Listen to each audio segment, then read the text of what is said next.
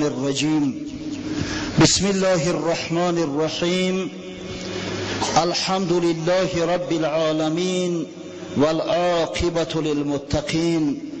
نحمدك يا الله كما ينبغي لجلال وجهك وعظيم سلطانك، ونصلي ونسلم صلاة وتسليما يليقان بمقام سيد المرسلين وخاتم النبيين صلى الله عليه وسلم وعلى آله وصحبه أجمعين. اما بعد، السلام علیکم و رحمت الله و برکاته. برادران اهل اسلام، اولین جمعه ماه شریف رمضان را از برای جمیع شما و در شخصیت شما از برای خاندانهاتان تبریک و تهنیت میگویم و از درگاه خداوند متعال مسئلت آن را دارم که پروردگار به ما و شما حمیت و ننگ و ناموس و غیرت اسلامی ارزانی دارد تا این ماه بزرگ و پرفیض پربرکات را به طور باید شاید گذرانیده در آن عبادت خداوند را به نقصان انجام داده به رحمت و مغفرت خداوندی واصل گردیم. آمین. هفته گذشته، یعنی یک روز قبل از ماه شریف رمضان بود، روزی آخری شعبان بود. از این خاطر به سمع شما حدیث شعبانیه، حدیثی را که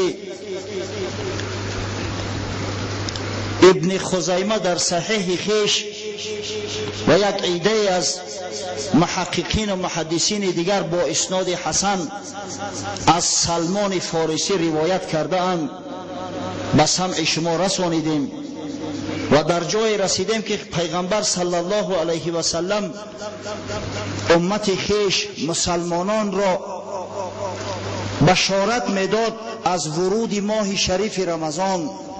از جمله حضرت تأکید کرد: یا ایها الناس قد اضلکم شهر عظیم مبارک.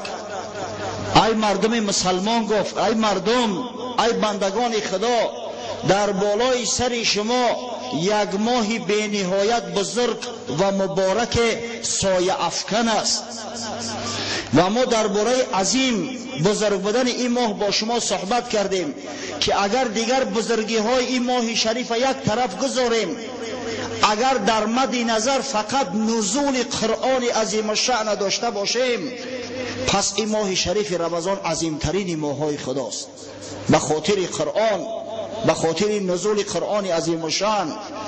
زیرا گفتیم که قرآن دو نوع نزول دارد: نزول یک دفعه و یک مرتبه و نزول تدریجی.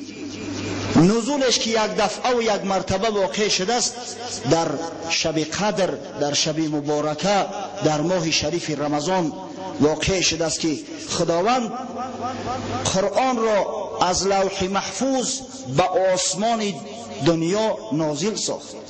بعدا در مدت 23 سال حضرت جبرئیل علیه السلام با امر خداوند وابسته به حالتها و وضعیتهای مختلفه این قرآن بزرگ را به حبیب خدا محمد صلی الله علیه و سلم آیه آیه، سوره سوره نازل کرد و فرو فرستاد. پس این ماه نزول قرآنی است. واقعا در بعض اخبار آمده است که در ماه شریف رمضان تمام کتاب های آسمانی نازل شده‌اند، نه تنها قرآن. امام احمد در مسند معروف خیش روایت میکند از صحابی پیغمبر صلی الله علیه و سلم واصله ابن اسقع با اسناد جید مقبول که پیغمبر خدا صلی الله علیه و سلم فرمودند: انزلت صحف ابراهیم فی اول لیلة من رمضان و انزلت التوراة لست مضین من رمضان و الانجیل ل13 خلت من رمضان و انزل الله القرآن ل24 خلت من رمضان. پیغمبر خدا صلی الله علیه و سلم فرمود: خداوند صحیفه های ابراهیم علیه السلام را درباره این صحیفه ها ما یک صحبت داشتیم که 10 صحیفه هستند، در شب اول ماه شریف رمضان نازل کرده است. کتاب تورات را به موسی علیه السلام در روز 6 رمضان نازل کرده است. انجیل بر عیسی علیه السلام در 13 رمضان نازل شده است و فرقان قرآن عظیم شان بر محمد صلی الله علیه و سلم در 24 رمضان نازل گشته است. حدیث گفتیم امام احمد با اسناد جید در مسند خود روایت کرده است.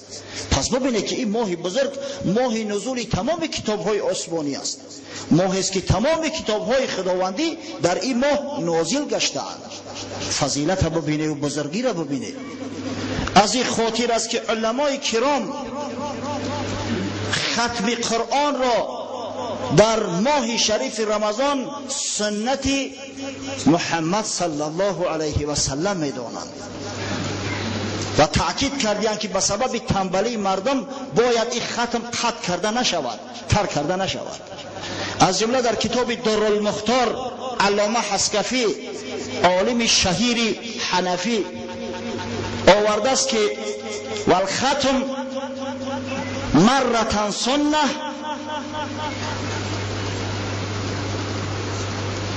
و مرتين فضیله و ثلاثا افضل.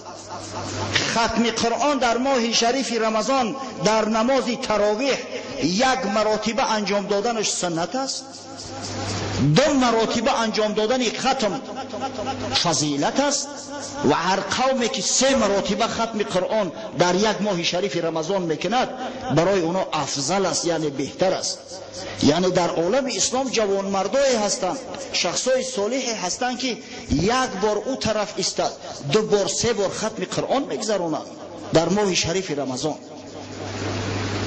ولا یترک لکسل القوم، میگوید ختم قرآن عظیم شان در نمازهای تراویح به سبب تنبلی قوم ترک کرده نمی شود.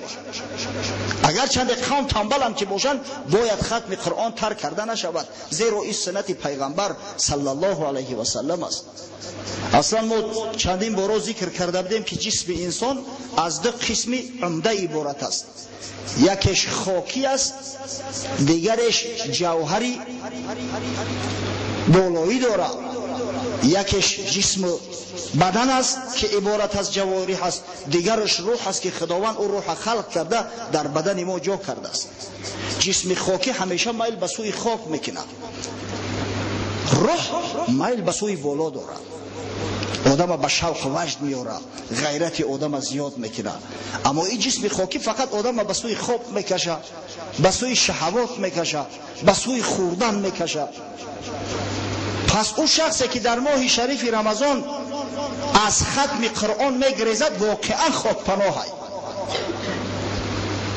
ای به شرمندگی از قسم به خدا. قرآن را که آبروی ماست، قرآن را که عزت ماست هم در دنیا و هم در آخرت، قرآن را که ما امید داریم که فردا روز قیامت شفیع مشفع ما میگردد، قرآن را که کلام خدا هست در 1 ماه شریف رمضان که خدای تعالی برای ما چی امتیازهای داده است. شیطان امر کرده زنجیر پیچ کنن با تمام فرزنداش. وقتی ما 1 ختم قرآن در این ماه شریف کرده نمیتونیم، از ما خاک پناهتر دیگه کی است؟ در غیر ماه شریف رمضان دیگه ما ختم قرآن کرده میتونیم.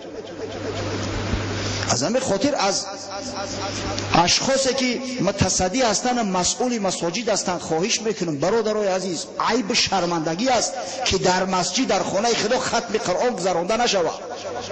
در تمام مساجد باید ختم قرآن دایر گردد تا این مردم